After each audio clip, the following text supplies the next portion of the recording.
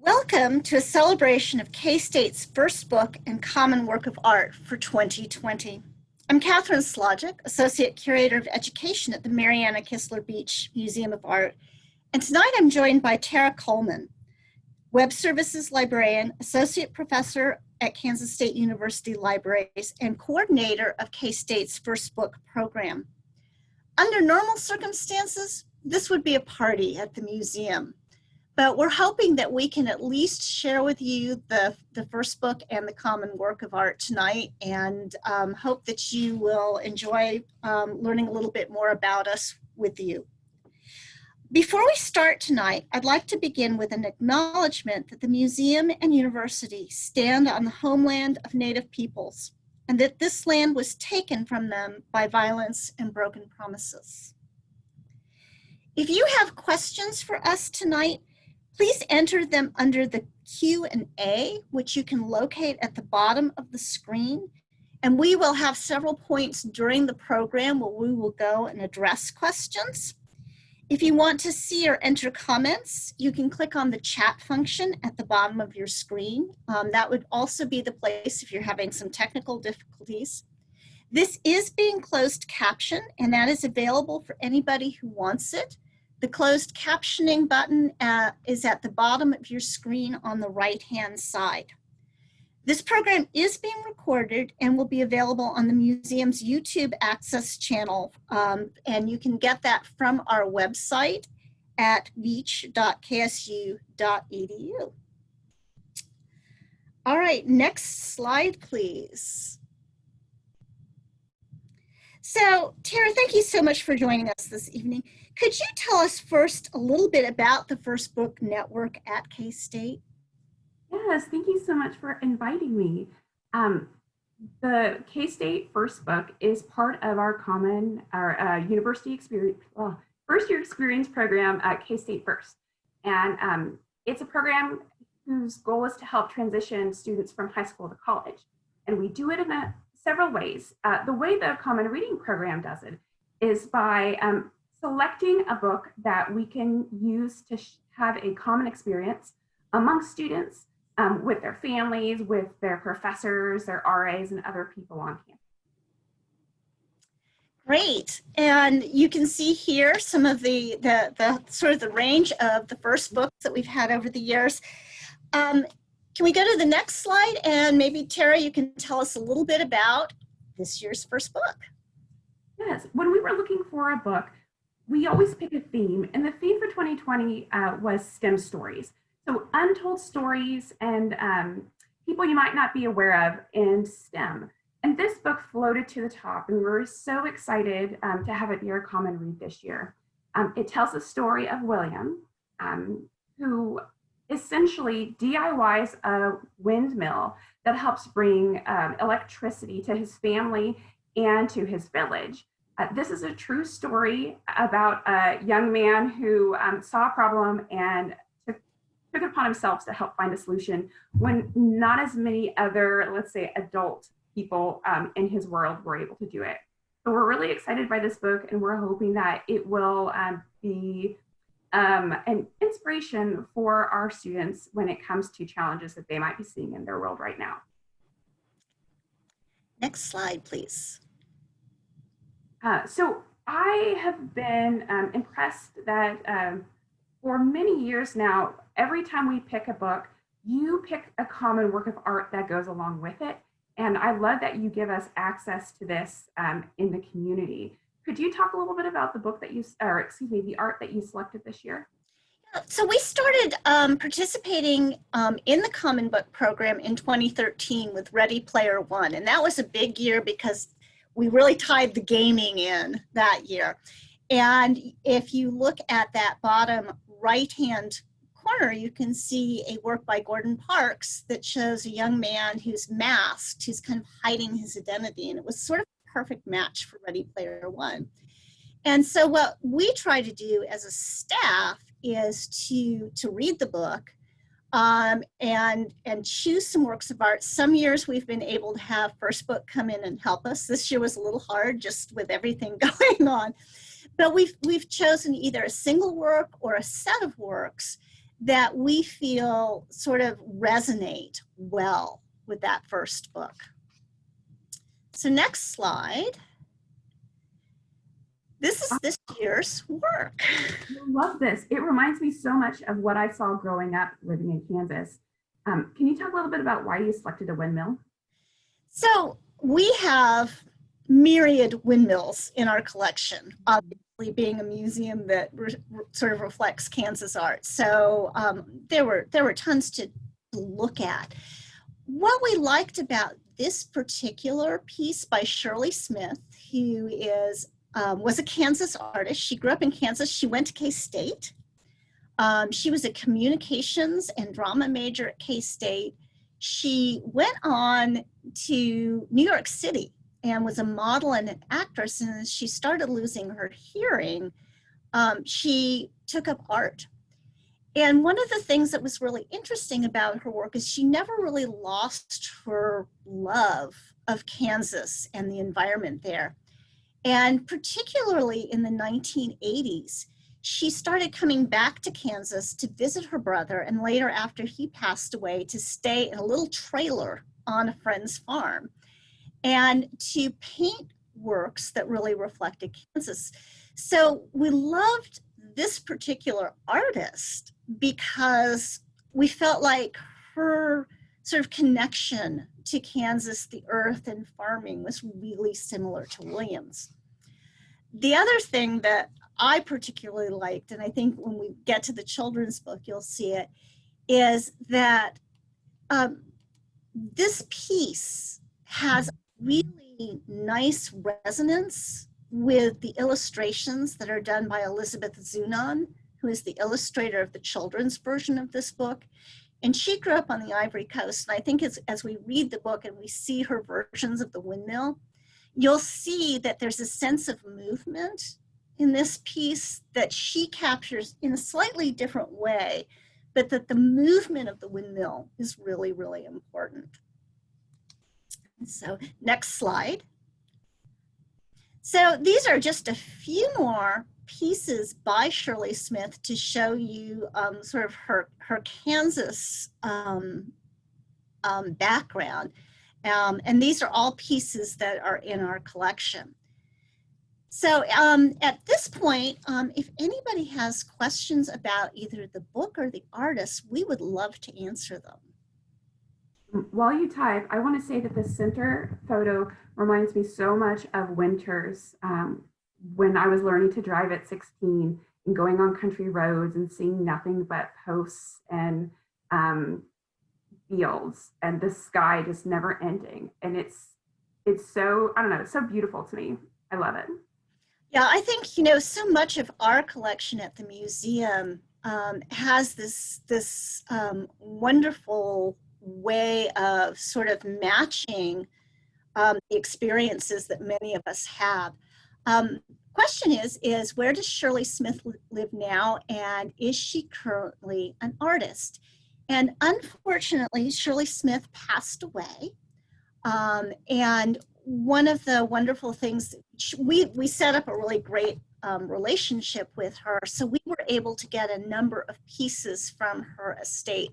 In 1999, we did a major retrospective exhibition of Shirley's work, which included some of her more abstract pieces, which we have in our collection, some of these pieces, and then also this absolutely wonderful installation on pigs. She loved pigs. The next question is for you, Tara. So I've seen a little bit of the movie. Are there a lot of differences between the movie and the book? I think the biggest challenge is you have to really simplify the story, and a lot of things are left out that would be okay in a mini series, but you really can't do in a 90-minute movie. And a lot of it is contextual information, like the relationship between friends or the history. One of the things I really like about the book is that you sort of see the path that, for example, his father got on, and I don't remember that being in the movie, as well as some of the, I don't know, I get a lot from reading. I think I get a little more emotion than I do when I watch things. And when I read the book, I thought about how hard it must be to essentially be rejected from school. And I know for students today who've had to do online learning, they might feel what he felt at the time, but I don't think I felt that same kind of rejection when I watched the movie. And Tony Crawford just wanted to let people know that if you are interested in Shirley Smith, her papers are in the K-State archives as well. So, and that's one of the really neat things that's happened between the library and the museum, is that many of the artists that we have in our collection, we can do major research on because the library holds the archives, their written works, and then we can hold the paintings. So thank you, Tony. Any other questions? Well, we'll have another Q&A. Oh, hang on. So the painting, this is an interesting question, makes me wonder about the similarities between Malawi, where the book is set, in Kansas. And so the question is asking, you know, obviously there are differences, but maybe what are some of the similarities that you and I see between Malawi and Kansas, where the book is set? I think perhaps the industrialization of the land. I know that if you've never been to the Konza Prairie, definitely go visit the Konza Prairie. And it always blows my mind to think that if there weren't people here, Kansas would look like the prairie all over. It's because we came that we've made the changes in the green grass and the things we see. And some of the impression I got from the book is that because of cutting down the forest and you know, bringing in industry, it probably changed the environment quite a bit. But you know, actually don't know that for sure. And I'm going to have to keep that in mind and ask the author when he visits us later this month. It's a great question. Yeah, I think one thing that occurs to me, you know, in addition to trying to get electricity with his windmill, William also eventually created windmills that pumped water. And so I think, you know, the idea of water being the source of life in the prairie, in our setting here and in Malawi, that there may be similarities there. And in fact, we'll talk a little bit in a minute just about sort of the history of windmills. But I think that's that sort of agricultural setting and the fact that, you know, water and getting water is just incredibly important. And so as we read the book, the children's version, you know, which simplifies it, but that's certainly a big part of it, is that they were having a drought. And that's something that we have been through here often. And so the windmill itself not only brings power, but it brings water. So I think that's a good similarity. And Tom, somebody asked about the dimensions of the painting, and I am like number deficit. We were just talking about that, but it is maybe 3 by 3. It's a square painting, so maybe 3 feet by 3 feet. Shirley's works are fairly large size. Okay, well, let's go to the next slide and look at the windmills.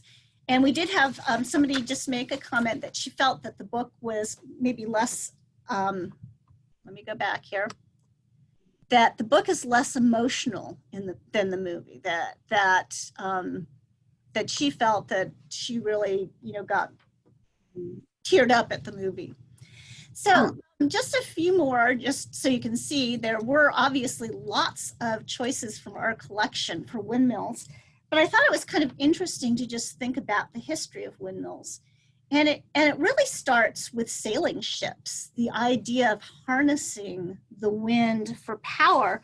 And, you know, sailing ships have been around for a long, long time, you know, really, really long time. But the idea of the windmill itself, we believe research sort of shows historically and archaeologically that somewhere between 500 and 900 AD in Persia and China, that they were used for pumping water and grinding grain. And if you look at the windmill on the left, which is the Smith Center windmill by Margaret Whittemore, very similar to the Wamego windmill that we have in our area, these are the windmills that we kind of traditionally think of as the grain grinding windmills. And there were many versions of them. There were post, towers, and smock mills. And I always think about, when I see this windmill, I always think of Don Quixote and the tilting at windmills. These are also the types of windmills that were used in the Netherlands behind the dikes to pump water back out into the sea, and to, instead of bringing water in, which is kind of, funny, they were trying to get water out. The Kansas windmills, which we see in this Peter Hurd lithograph in the center, were really developed in 1854 by Daniel Halliday. And the key to these windmills was that they could pivot and catch the wind, so that when the wind changed direction, the windmill would still work. It would spin around. So that was a major, major innovation. And a lot of the windmills in Kansas were produced by the Curry Windmill Company, which actually started in Manhattan in 1880 and then moved to Topeka in 1900. And these windmills pumped water and they created electricity. The wind turbines that we start to think about, and of course we see down in that left-hand corner, the first wind turbine for electricity was in 1887. And then in 1888, in Ohio, Charles Brush created one that was 50 feet in diameter, 144 rotor blades, and generated 12 kilowatts of power per hour. So that just kind of gives you a little bit of a history of the idea of windmills. And so, we tend to really associate them with the clean energy that we have now, but they do have sort of a long history and multiple uses. So Tara, I just love the fact that there are 3 versions to this year's book. There's a young adult, there's an adult, and there's a children's version. Was that on purpose? It wasn't intentional, but when we are looking for a book, we would, there's some value to something that you can read at all levels. And we like it when our students read the book as a family. And we've gotten letters from people who said, we read this book and talked about it at the dinner table. But sometimes that does leave out younger children. And it was just a wonderful surprise that there was a children's version of this book. And it made it so much easier to connect with some of our younger people, especially those in the community. And the children's version is just beautiful. The photo or the illustrations are amazing, and it makes me, I would mention in the comments, I am a sucker for happy things, and I oftentimes get a little teary-eyed when I read children's books, and this is an example of one. Yeah, I'm a total children's book junkie, and I have to say I love collage. It's one of my favorite art forms, and so the artist who illustrated this book, Elizabeth Zunon, who grew up on the Ivory Coast, I absolutely adore these illustrations.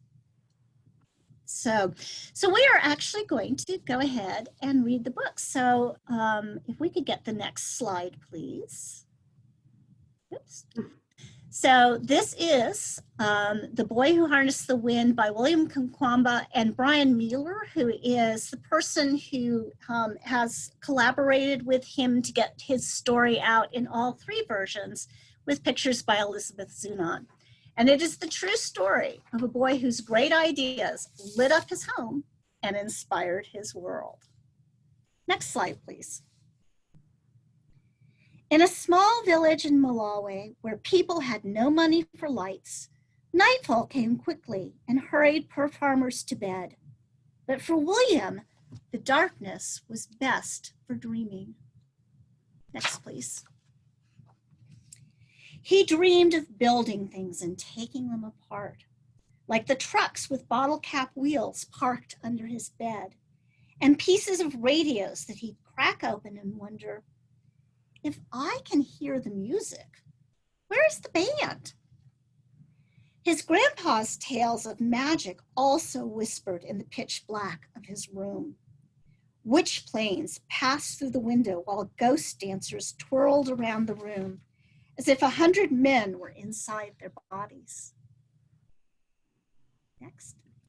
At dawn in the fields, William scanned the maze roads for magical beings, then wondered as a truck rumbled past, how does its engine make it go? Pay attention to where you throw that hoe, his father shouted. You'll cut off your foot. For all its power over dancers and flying things, magic could not bring rain. Without water, the sun rose angry each morning and scorched the fields, turning the maize into dust. Without food, Malawi began to starve. Soon William's father gathered the children and said, from now on, we eat only one meal per day. Make it last. In the evenings, they sat around the lantern and ate their handful, watching hungry people pass like spirits along the roads. Money also disappeared with the rain. Papani, his father said, I am sorry. You will have to drop out of school. Now William stood on the road and watched the lucky students pass. Alone with the monster in his belly and the lump in his throat. For weeks he sulked under the mango tree until he remembered the library down the road, a gift from the Americans. He found science books filled with brilliant pictures. With his English dictionary close by, William put together how engines move those big trucks and how radios pulled their music from the sky. But the greatest picture of all was a machine taller than the tallest tree with blades like a fan, a giant pinwheel, something to catch magic. Slowly he built the sentence, windmills can produce electricity and pump water. He closed his eyes and saw a windmill outside his home, pulling electricity from the breeze and bringing light to the dark valley. He saw the machine drawing cool water from the ground, sending it gushing through the thirsty fields, turning the maize tall and green, even when the farmer's prayers for rain went unanswered. This windmill was more than a machine. It was a weapon to fight hunger. Majetsia Mahepo, he whispered, I will build electric wind. In the junkyard, pieces appeared, like rusted treasures in tall grass, a tractor fan, some pipe, and bearings and bolts that required every muscle to move. Tonga, he'd shout to the birds and spiders holding up his prize. But as William dragged his metals home, people called out, this boy is Masala. Only crazy people play with trash. After many weeks, William arranged his pieces in the dirt, a broken bicycle, rusted bottle caps and a plastic pipe, even a small generator that powered a headlight on a bike. For 3 days, he bolted, banged, and tinkered, while chickens squawked and dogs barked and the neighbors shook their heads, saying, what's Masala doing now? His cousin Jeffrey and best friend Gilbert soon appeared. Muli Bwanje, they greeted. Can we help with electric wind? Grab your pangas and follow me, he said, and took them into the forest. Together, they swung their sharp blades into the trunks of blue gum trees, then hammered them together to make a tower. Standing atop, William shouted, bring it up, while the boys tugged and heaved. A crowd gathered below and gazed at the strange machine that now leaned and wobbled like a clumsy giraffe. Some giggled, others teased, but William waited for the wind. Like always, it came. First a breeze, then a gusting gale. The tower swayed and the blades spun around.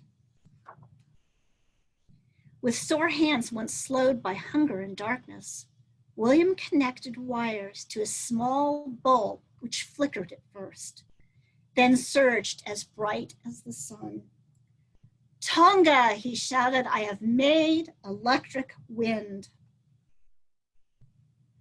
Wichita bueno, a man yelled, well done. As the doubters clapped and cheered, William knew he had just begun. Lights could not fill empty bellies, but other windmills could soak the dry ground, creating food once where there was none. Majetse amahepo, electric wind can feed my country, William thought. And that was the strongest magic of all. Awesome. And then the final pages of this book really tell William's story, that, you know, he was 14 when he built this first windmill.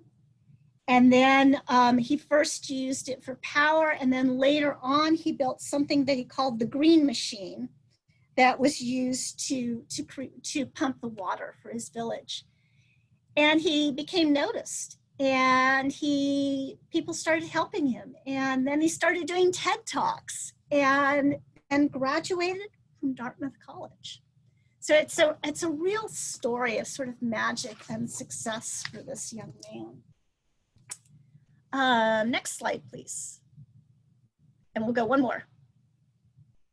So normally, if you have a party, you have to have food, which we had, and you make things. You have party favors. And so this is a very simple idea. This is a windmill, a pinwheel. And if you would like to download this, you can go to the website, our Beach Buddies Facebook page, and there's a whole unit on Shirley Smith's piece. And there are also instructions on how to make this windmill at home. So at this point, let's see if there's any other questions. There's one about what was the artwork made of? And are we talking, I assume we're talking about Shirley Smith. She uses acrylic paint to create her art, but she does it in very, very thin layers. And the effect is almost more like watercolors. And Tara, I think you and I had kind of talked about this when we were looking at it, that the colors just have these sort of shimmering layers. And that was something that she spent a lot of time sort of working with texture with acrylic paint. And somebody else said they loved the book's artwork, and I just have to agree with that. It's really wonderful. And I think one of the things I always like to think about is when I'm reading, you know, if I have a children's picture book and it's about a different place, a different group of people, I love it when they choose an artist that also reflects that culture. I think that's a really, really important part about illustrated children's books. Kathrine, there's a comment about people in America sending science books to unknown places. I just wanted to share that a lot of times local libraries or university libraries will partner with programs. If a lot of libraries are donated books that people don't want anymore, but the library can't have it for any particular reason. Maybe we already have a copy or two of it. Maybe it doesn't fit our collection needs. And oftentimes libraries will partner with programs that will look at our donated books and see which ones are good fits to different parts, different schools, etc. So it's quite possible that that's how the science book got to William's library. Yeah, which is, again, part of that magic. Mm-hmm. Well, Tara, would you finish up by telling us just a little bit more about the upcoming first book programs? And I think our next slide sort of has some of those dates for us. Yes, so I'm so excited that at the end of the month, we're going to have a lecture by William. And when COVID happened, I was really worried. We were going to have him in person, and I wasn't sure if he'd be able to do this through Zoom. And I'm so excited that he is. And oftentimes when authors come and we do something online, it's put behind a password. This lecture will not be put behind a password. So when you watch it live, you can be a KState student, staff, or faculty. You can be a member of the community as well, and you can join in and participate, hear his talk, and ask questions, which is so exciting. October 1st. I'm just going to miss, we usually get to host a group of first year students over here at the museum with the author and the artwork. And I have to say, I am going to miss that experience this year. I think this will be the first time since you've done a common work of art that we won't be in the beach next to it having a small group discussion. It's too bad. Oh, well. So it was 2020. On October 1st, we're going to have the resilience and perseverance. Oh gosh, words are hard for me today. That's always a hard one. And it'll be over lunch, and it'll be stories of accomplishments and life-changing achievements, both large and small, by those who have engaged and whose lives have been transformed by certain interactions. We're going to record this lecture and we'll put it on our website. So if you can't watch it over the lunch hour that day, you're able to watch it later. Not listed on here, but October 13th is KSU night, and we are going to have a small book discussion. So if you are available, that schedule will come out sometime, I think, this month, and you can join us in a book discussion. October 22nd, we're going to have perspectives of the global food systems from Kansas to sub-Saharan Africa. And it'll be faculty from the secondary major in global food systems leadership and alumni from the Mandela Washington Fellows Program from sub-Saharan Africa, with an online discussion about food systems and sustainable agriculture and energy. And that should be really interesting too. And again, that will be recorded and we will post it on our website once it's done rendering, and you can watch it later if you have any, are not able to watch it live. Wonderful. Well, thank you everybody so much for joining us tonight. We're sorry that we can't, have you here in person and make things and chat and eat good food and things like that. But we love being able to share a little bit about the first book and the common work with you. And as I said, this is recorded, so it will be up on our website. We have a YouTube channel, but you can also just get it straight from our website. There's a section that says videos, so it will be up on that as well. And Tara, we'll send you a copy, or at least the link for that for the first book site. We'll post it as well. Awesome. Great. Thank you, everyone.